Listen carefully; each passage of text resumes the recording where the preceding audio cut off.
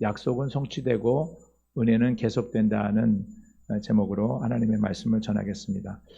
오늘 본문은 이삭의 출생과 또 하갈, 이스마엘 모자의 이야기 속에 나타나는 약속의 성취, 그리고 계속되는 하나님의 은혜를 하나의 구속사적 흐름에 따라 엮어내고 있습니다. 오늘 본문 말씀을 1절부터 7절에 나타나는 이삭의 출생 사건과 또 8절부터 21절에 보여주고 있는 하갈과 이스마엘의 두 이야기, 이 두 부분으로 나누어서 살펴봄으로써 나의 삶 가운데도 하나님의 약속이 반드시 이루어지고 하나님의 은혜가 끊임없이 이루어지고 있다는 사실에 대한 확신을 붙드는 은혜의 시간 되시기를 축복합니다. 오늘 지금까지 창세기 12장부터 20장까지 이어오는 동안 성경 곳곳에서 아브라함의 자손 그리고 이삭의 출생에 관해 예고해왔던 그런 그 분량들이 있죠. 그 분량에 비해서 오늘 본문에 나오는 이삭의 출생에 대한 내용은 불과 몇 절에 지나지 않습니다. 하지만 본문 전반부에 언급된 이삭의 출생 이야기는 하나님이 아브라함과 맺은 언약이 이루어지는 그 사건이라는 데 대해서 중요한 전환점이 됩니다. 아브라함과 사라는 하나님께서 주신 약속을 붙잡고 25년의 세월을 기다렸습니다. 하나님께서 아브라함에게 내게 아들을 주겠다고 약속하셨습니다. 하지만 지금의 현실은 사라의 나이가 90세, 아브라함의 나이도 100세가 되는 때였습니다. 눈으로 볼 때 상식적으로 도저히 불가능한 상황이었지요. 혹시 성도님들 가운데도 이와 비슷한 상황에 처한 분이 계십니까? 어떤 문제를 오랫동안 기도했는데도 기도의 응답에 기미가 없고 아무런 변화가 없어 보일 때, 또 하나님이 약속이 내 삶 속에 더 이상 이루어지지 않는 것 같아 보일 때 우리는 마음의 낙심과 체념이 찾아오게 됩니다. 그러나 그럴 때에도 하나님은 우리 작은 기도에도 귀 기울이신다는 것, 하나님은 우리에게 주신 약속을 잊지 않고 그 약속을 반드시 이루시는 분이시라는 사실, 그 믿음과 또 인내와 소망의 끈을 굳게 붙잡는 저와 여러분이 되시기를 바랍니다. 오늘 본문, 오랜 침묵과 기다림의 시간을 깨뜨리고 하나님이 말씀하신 대로 사라가 아브라함에게 아들을 낳아준 소식을 전해주고 있습니다. 본문 1절, 2절 말씀인데 우리 같이 읽겠습니다. 여호와께서 시작.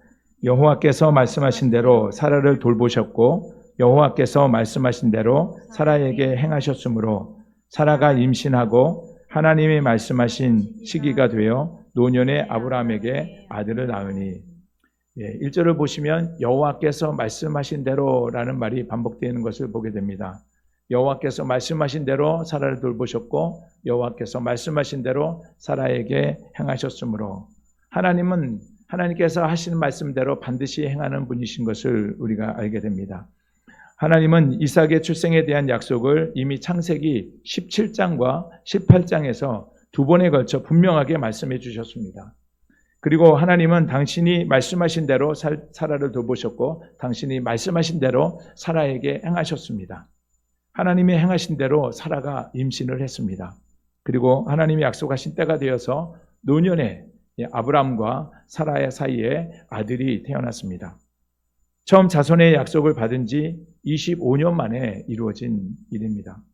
처음 약속을 받았을 때 아브라함이 하나님의 부르심을 받고 자손에 대한 또 땅에 대한 후손에 대한 약속을 받았을 때 그때 나이가 75세였습니다. 사라의 나이는 65세였습니다. 그러면 그때도 늦은 나이 같아도 가능성이 있었을 때이죠. 기네스북에 공식적으로 등재된 최고령 산모의 기록을 보니까 2006년도에 66세에 딸을 낳은 루마니아 여성이 그 기록을 보유하고 있습니다. 최고령 산모입니다. 지금 사라의 나이가 90세입니다. 25년 전이라면 65세이니까 그때는 또 가능성이 있었겠죠. 그런데 그때로부터 25년이 지나 아브라함의 나이가 100세가 되었고 사라는 90세, 폐경기가 지난 지도 벌써 오래된 때입니다. 하나님은 그런 사라가 임신하여 아들을 낳게 하심으로써 인간이 처한 어떤 조건과 상황도 뛰어넘어서 일하시고 능력을 행하시는 분이시라는 사실을 보여주고 계십니다. 하나님이 하신 약속을 이루시는 데 있어서 아브라함과 사라가 한 행동은 아무것도 없습니다. 오히려 그 날들을 그냥 기다리고 있었을 뿐이죠. 오히려 그 과정에 사라의 인간적인 제안에 의해서 여종 하갈을 통해 아브라함이 이스마엘을 낳음으로 오히려 하나님의 약속을 불신하는 모습을 보여주고 말았습니다. 하나님의 약속은 어떤 인간적인 방법이나 수단으로 이루어지는 것이 아닙니다. 오직 하나님의 은혜, 하나님의 능력으로 이루어지는 것을 믿고 그 때를 믿음과 인내로 기다리는 것이 바로 우리가 취해야 할 몫인 줄로 믿습니다.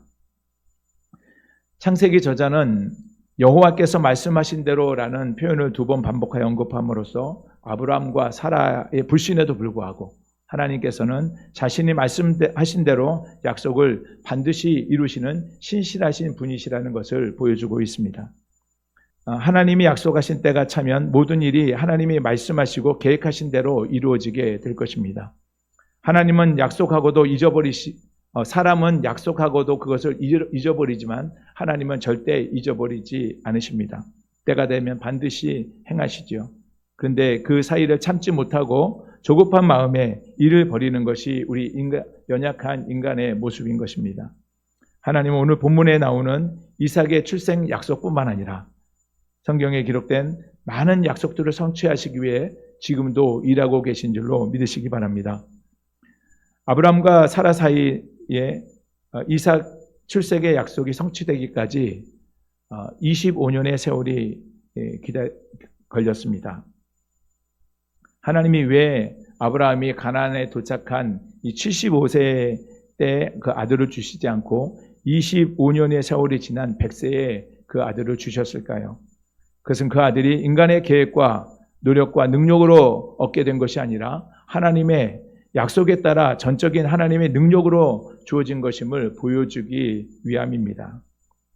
제가 40대 중반에 다 되어서 이제 신학을 늦게 부르심을 받았을 때 좀 당황스러웠습니다. 왜냐하면 좀 뒤늦은 나이라 생각이 되었고 이제 아이들도 한참 뒷바라지해야 할 그런 때인데 뒤늦게 부르시니 좀 당황스럽기도 했습니다. 그래서 속으로 하나님께 이왕 부르실 거면 좀 더 젊을 때 부르시지 이 늦은 나이에 언제 신학 공부 과정은 다 마치고 언제 목사 안수 받고 무슨 사역을 얼마나 한다고 이때에 부르시는가라고 속으로 생각한 적이 있었습니다. 오늘날 많은 목회자들이 있고 또 다 많은 목회자들마다 다 부르심의 소명이 다 다르죠. 저를 부르신 때와 관련된 이 질문에 대해서 스스로 답하기를 하나님께서 나의 기질과 또 성격 또 삶의 경험들을 종합해서 볼 때 나보다 나를 더 잘 아시는 하나님께서 어련히 잘 알아서 하시겠지. 지금이 가장 적합한 때인가 보다라고 생각을 정리하게 되었습니다. 그래서 지금 이렇게 교회를 또 개척해서 새로운 이제 도전을 하고 있는데 제 마음속에 주신 이 지역을 향한 하나님의 어떤 꿈과 비전이 있습니다. 이 땅을 그리스도의 문화로 뒤덮고 또 이 땅 가운데 푸르고 푸르른 그리스도의 계절이 오게 하는 것, 이것이 하나님께서 제게 주신 꿈과 비전이어서 이 약속을 붙잡고 하나님의 때를 기다리며 기도하며 나아가고 있습니다. 저의 계획과 노력과 어떤 능력으로 되어지는 것이 아니라 하나님이 저에게 주신 그 꿈과 비전, 약속에 따라서 하나님이 정하신 때에 하나님의 방법대로 전적인 하나님의 능력으로 이 모든 것을 이루실 줄로 믿습니다. 제가 할 일은 그때까지 기도하고 기대하며 기다리는 거죠. 100세의 이삭을 아는 아브라함처럼 어느 땐가 하나님의 정하신 때에 아브라함이 25년을 기다렸던 것처럼 저에게 25년을 기다리게 하시겠습니까? 그 기적을 이루실 그때를 기다리며 기도하며 나아갑니다. 하나님께서 반드시 이루실 줄로 믿습니다. 오늘날 여러분은 어떤 약속을 기대하고 기다리며 살아가고 계십니까? 여러분은 어떤 약속을 가지고 계십니까? 또 가족의 구원에 대한 기도의 응답을 가지고 끝까지 붙잡고 기도하며 나아가시는 분도 계실 겁니다. 어떤 분은 예기치 않은 질병의 고통과 두려움 가운데 하나님께서 치유하시고 회복하실 것에 대한 약속을 붙잡고 그 약속의 성취를 기다리는 분도 계실 겁니다.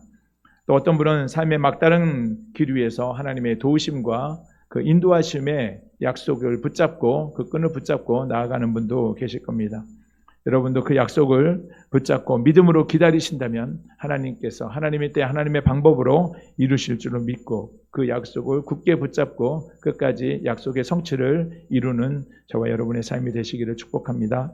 우리는 하나님과의 관계를 이제 거래 관계로 만들려고 한다. 그런데 하나님은 우리와 하나님 사이에 신뢰 관계가 회복되기를 원하신다라고 말씀하신 적이 있습니다. 우리는 하나님과의 관계가 이제 거래 관계로서 이루어지기 원하지만 하나님께서는 신뢰 관계를 회복하시기를 원하신다는 거죠. 사람은 하나님과의 관계에서 기도할 때도 그런 것 같습니다. 거래하기에 용이한 이 현찰처럼 바로 즉각 응답을 주시기를 원하시지만 하나님은 현찰로 응답하시지 않고 약속 어음으로 응답하시는 것 같습니다. 그래서 대체적으로 약속 어음으로 응답하시는데 그 약속 어음을 받아보면 그 지급 기일이 기재되어 있지 않는 거죠. 우리 눈에 안 보이는 겁니다. 하나님은 알고 계십니다.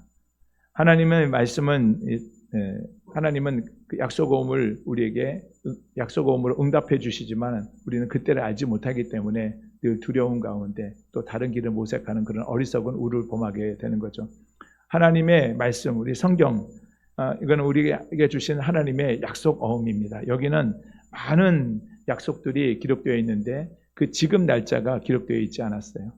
그래서 지금 날짜는 하나님께서 아시는 겁니다. 끝까지 붙잡고 있다면 하나님에 대해 반드시 우리에게 지급이 될 것이니 그 일들을 포기하지 말고 끝까지 민내로 기다리면 믿음과 인내와 소망으로 하루하루 버티게 되면 날마다 우리의 삶 속에 하나하나 그 약속의 성취를 경험하게 될 줄로 믿습니다. 그와 같은 경험이 저와 여러분의 삶이 되시기를 축복합니다. 오늘 힘겹게 살아가는 우리 믿음의 성도들, 개인의 상황과 또 사정에 따라 주어진 약속도 각기 다를 겁니다. 각기 있겠죠. 그러나 또 우리 모든 믿는 사람들에게 공통으로 주어진 약속이 있으니 그것은 모든 믿음의 사람들이 붙잡아야 할 약속과 소망, 바로 예수 그리스도, 우리 주님의 재림입니다. 우리 믿음의 선조들은 창세기 3장 15절에 나오는 하나님께서 약속하신 여인의 후손으로 오실 예수 그리스도의 오심에 대한 약속을 붙잡고 수천 년을 기다림으로써 그 약속의 성취를 경험했습니다. 주님의 약속에 따라서, 하나님의 약속에 따라서 여자의 후손으로 이 땅에 오셔서 십자가의 죽음으로 우리 모든 인류, 특별히 나의 죄를 해결하시고 죽은 자 가운데 부활하셔서 부활의 산 소망이 되어주셨습니다. 지금은 하늘에 오르사 전능하신 하나님 보좌 우편에 계시며 우리를 위하여 간구하며 기도하고 계십니다. 그 주님이 머지않아 곧 다시 오시겠다고 우리에게 약속하셨습니다. 그 다시 오시는 날에 산자와 죽은 자를 심판하실 것입니다. 이것이 우리 주님이 하신 약속이고 이것이 우리의 믿음이고 우리의 신앙의 고백입니다.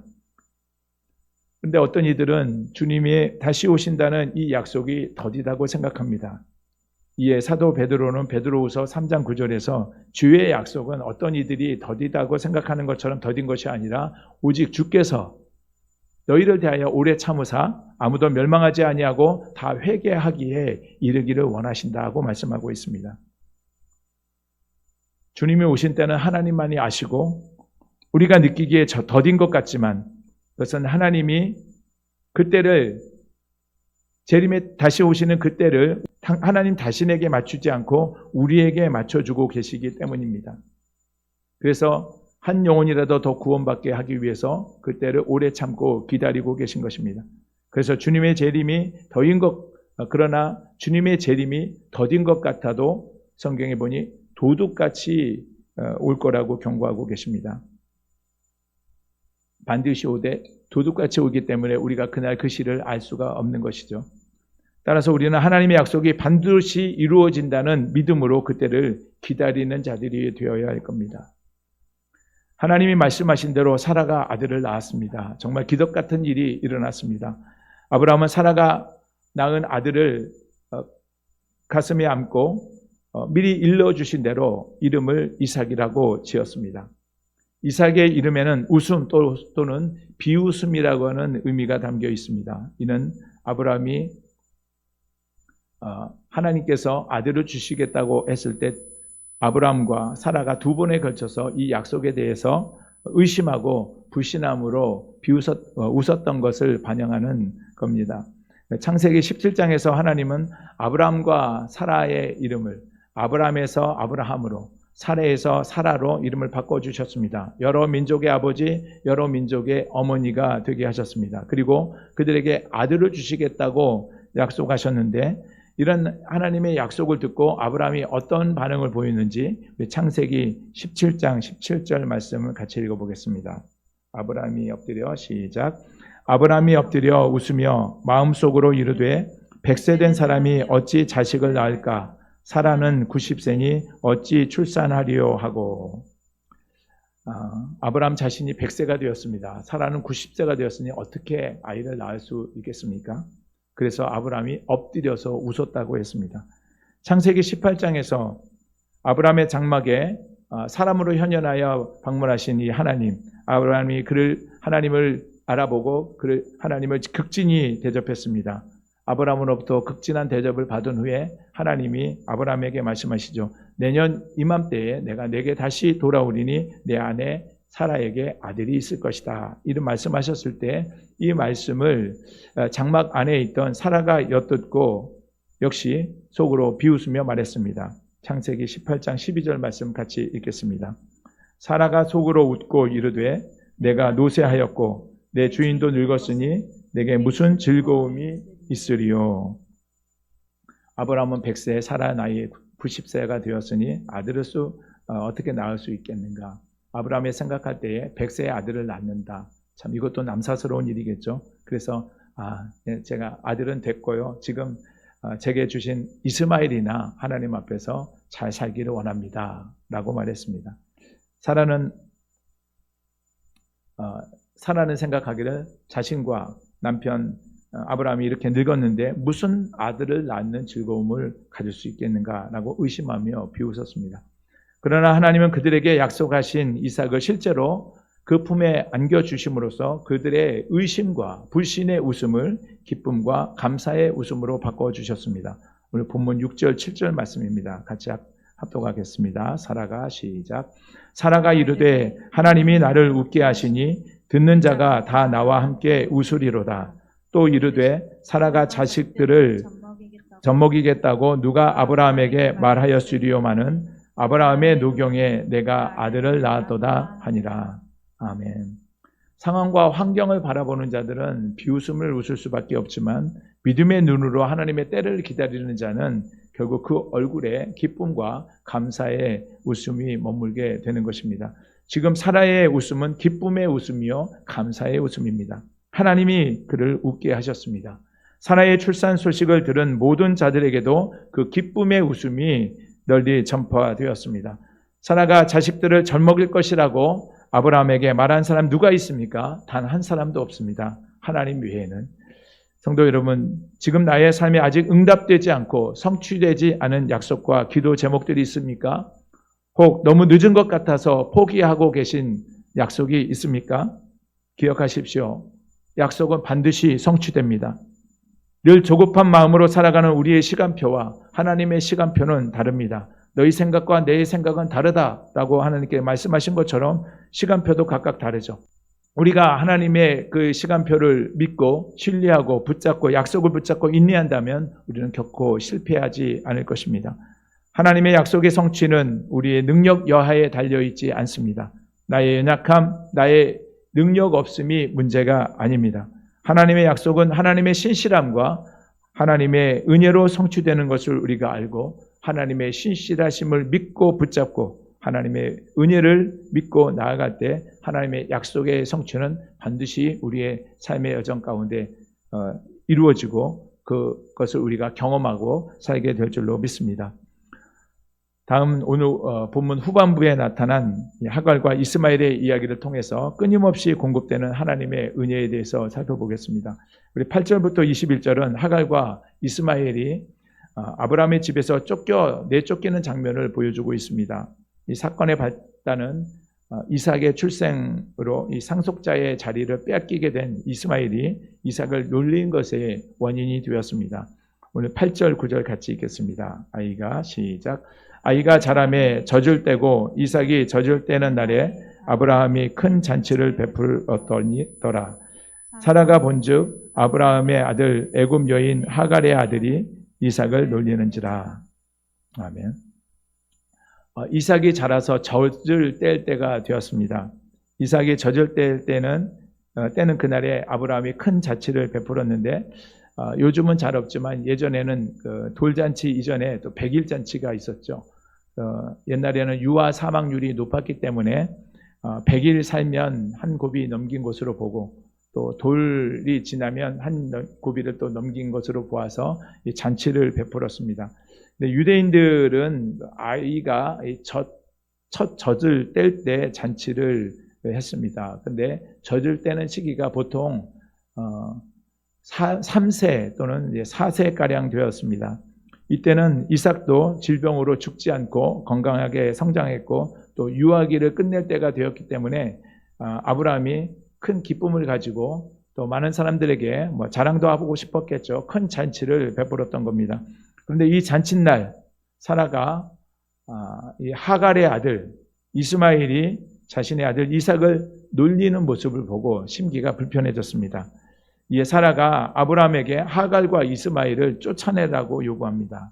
이 10절 말씀입니다. 같이 보겠습니다. 그가 아브라함에게 이르되 이 여종과 그 아들을 내쫓으라.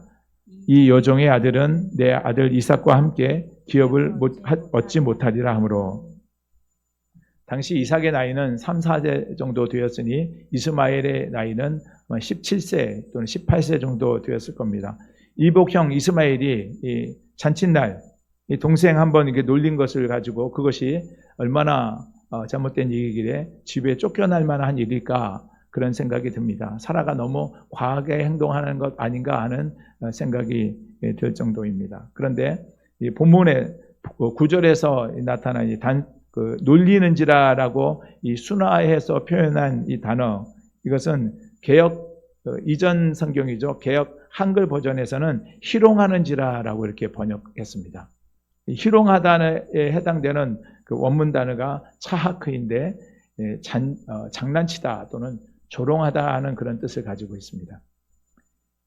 창세기 39장에 보면 그 형들에 의해서 애굽으로 노예로 팔려간 이 애굽의 바로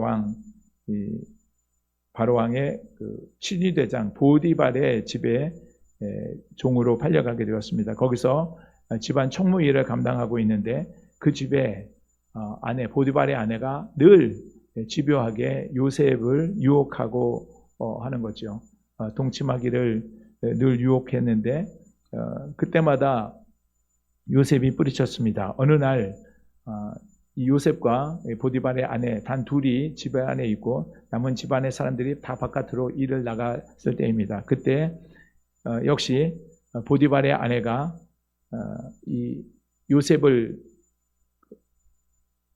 유혹해서 동침하려고 하자 요셉이 겉옷을 벗어 던지고 이제 뛰쳐나가 버리게 되었죠. 그때 이 보디발의 아내가 얼마나 또 화가 나고 분이 났겠습니까? 자신을 오히려 요셉이 희롱하고 겁탈하려고 했다고 이제 고소를 하게 되었습니다. 여기서 희롱하려고 했다는 말, 성경적으로 이제 겁탈하려고 했다는 의미입니다. 성적으로 겁탈하려고 했다는 그런 의미인데 이 단어가 오늘 본문에 나오는 이스마엘이 이삭을 놀렸다는 말과 같은 단어로 사용되었습니다. 그러니까 이스마엘이 이삭을 놀렸다는 것이 우리가 단순히 큰 형이 어린 아이 동생을 놀렸다는 그런 것 이상의 의미가 있는 것이죠. 성적으로 위해를 가하려는 그런 모습이었다고 볼 수 있는 겁니다. 이삭이 태어나기 전까지 이스마엘은 몸종 하갈의 소생이긴 했지만 그때까지 아브라함의 상속자의 위치에 있었을 겁니다. 당연히 그랬겠죠. 그러다가 어느 날 느닷없이 이삭이 태어나면서 자신의 상속자의 지위를 잃게 될 것을 알게 되었죠. 그래서 인간적인 이기심이 발동해서 이삭으로 하여금 이삭에게 성희롱, 그러니까 어쩌면 상속자의 지위를 잃도록 하는 무언가를 했었을지도 모르겠죠. 이 장면을 사라가 보았으니 깜짝 놀라지 않았겠습니까? 사라가 아브라함에게 하갈과 이스마엘을 내쫓으라 이렇게 말했는데, 내쫓으라 하는 것은 법적인 상속 권리를 제거시켜라 하는 그런 의미인 것입니다. 이 일이 아브라함에게 큰 근심거리가 되었습니다. 왜냐하면 사라를 통해서 낳은 이삭도 자기 아들이지만, 비록 여종을 통해 낳은 이스마엘이지만 그도 역시 자기의 자식 아니겠습니까? 고민하는 그 아브라함에게 하나님이 나타나서 말씀하십니다. 본문 12절 13절입니다. 함께 읽겠습니다. 하나님이 시작. 하나님이 아브라함에게 이르시되 내 아이나 내 여종으로 말미암아 근심하지 말고 사라가 내게 이른 말을 다 들으라. 이삭에게서 나는 자라야 내 씨라 부를 것임이라. 그러나 여종의 아들도 내 씨니 내가 그로 한 민족을 이루게 하리라 하신지라. 하나님이 아브라함에게 걱정하지 말고 사라가 내게 이른 대로 다 그렇게 행하라고 말씀하십니다. 그러면서 두 가지 일을 확인해 주시는데, 첫 번째로 이삭만이 너의 유일한 상속자가 될 것이다. 두 번째는 이스마엘도 큰 민족을 이루게 해주겠다라고 약속하시죠. 아브라함은 하나님의 말씀대로 그대로 순종합니다. 우리 14절도 한번 더 같이 읽겠습니다. 시작. 아브라함이 아침에 일찍이 일어나 떡과 물 한 가죽 부대를 가져다가 하갈의 어깨에 메어주고 그 아이를 데리고 가게 하니 하갈이 나가서 브엘세바 광야에서 방황하더니, 아브라함이 다음날 아침 일찍이 떡과 물 한 부대가 한 12kg 정도 된다고 합니다. 그것을 하갈에게 메어주고 하갈과 이스마엘을 내쫓았습니다. 하갈이 그래도 종이긴 했지만 한때 자기 아내였고, 이스마엘도 애지중지 키워온 그런 자식인데 떡과 물 한 부대를 메워서 보냈다. 아브라함이 당대 부자이고 거부였는데도 불구하고 떡과 가죽 부대 하나만 메워서 보냈다는 것을 보니 너무 야박하고 인색한 것 아닌가 그런 생각이 듭니다. 그런데 당시에 이 종을 자유인으로 보낼 때는 재산을 전혀 주지 않고 보냈다고 합니다. 그리고 하나님이 그들을 내보내라고 말씀하셨을 때는 아브라함이 하나님께서 그들을 책임지실 것이라는 확신을 가지고 있었습니다. 그런데 하갈이 브엘세바 광야에서 방황하는 동안 그만 가지고 있던 물이 다 떨어져 버리고 말았습니다. 황량한 광야에서 위기를 만난 겁니다.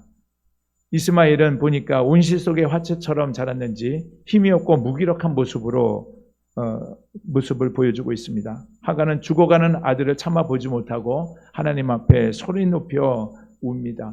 하나님이 그 소리를 들으시고 하늘에서부터 하갈을 부르시죠. 하나님이 대답하여 하갈을 부르시고 또 그 자손의 이스마엘의 그 미래에 대한 약속으로 응답하십니다. 더불어 하갈의 눈을 밝히셔서 샘물을 발견하도록 은혜를 베풀어 주시죠.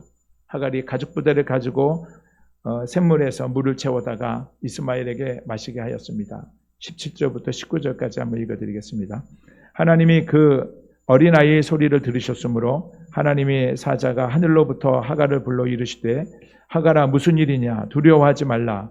하나님이 저기 있는 아이의 소리를 들으셨나니 일어나 아이를 일으켜 내 손으로 붙들라. 그가 큰 민족을 이루게 하리라 하시니라. 하나님이 하갈의 눈을 밝히셨으므로 샘물을 보고 가서 가죽 부대에 물을 채워다가 그 아이에게 마시게 하였더라. 하갈과 그의 아들 이스마엘, 비록 주인에게 버림을 받고 내쫓김을 당했어도 하나님은 자신을 목 놓아 부르는 자의 목소리를 들으시고 그에게 은혜를 베풀고 계십니다. 이후로 하나님의 은혜는 계속되어 이스마엘이 자라는 동안 늘 함께 하시겠다고 약속해 주셨습니다. 하나님의 은혜는 버려지고 내어 쫓긴 자들에게도 공급되고 있다는 사실을 우리에게 보여줍니다. 혹시 여러분 중에 스스로 버려졌다, 내쫓긴 자처럼 그렇게 느껴지시는 분이 있으십니까? 세상에서 혹은 다른 사람들과의 사이에서 밀려난 것처럼 느껴지십니까? 지금이 혹 광야의 삶처럼 여겨지십니까? 하갈이 물이 없어서 광야에서 죽어가는 아들을 놓고 목 놓아 부르짖을 때 하나님이 그녀의 이름을 부르시며 응답해 주셨고 미래의 비전을 보여주셨습니다. 또 눈을 밝혀 샘물도 얻게 해 주셨습니다. 그렇다면 하나님께서 우리의 부르짖음도 들으시고 응답하시며 우리의 눈도 밝히 여사 샘물을 보게 하실 것을 우리가 기대하며 나아가야 하지 않겠습니까? 우리 기억하시기를 바랍니다. 하나님의 은혜는 계속됩니다. 사랑하는 성도 여러분, 오늘 본문의 말씀을 통해서 두 가지 이야기를 통해 하나의 큰 메시지를 우리는 받게 됩니다. 이삭의 출생을 통해서 하나님은 약속하신 것을 반드시 성취하시는 분이시라는 사실을 확인하게 되었습니다. 그리고 하갈과 이스마엘의 이야기를 통해서 하나님의 은혜가 끊임없이 계속 우리에게 공급되고 있다는 사실도 확인하게 되었습니다. 그렇다면 하나님께서 우리에게 주신 약속도 반드시 성취하실 줄로 믿으시기 바랍니다. 나의 자리에서 하나님께로부터 주어지는 은혜가 끊임없이 중단 없이 공급되어지고 있다는 그런 사실도 기억하게 되시기를 바랍니다. 하나님의 약속은 성취되고 은혜는 계속됩니다. 이 믿음을 굳게 붙잡고 이번 한 주도 하나님의 약속의 성취를 경험하며 기쁨과 감사와 웃음으로 끊임없이 공급되는 하나님의 은혜를 받아 늘 하나님의 은혜 안에서 기쁨과 감사의 웃음이 넘쳐나고 늘 공급되는 하나님의 은혜 안에서 평안과 은혜를 경험하며 삶을 살아가는 저와 여러분의 믿음의 한 주간이 되시기를 주님의 이름으로 축복합니다.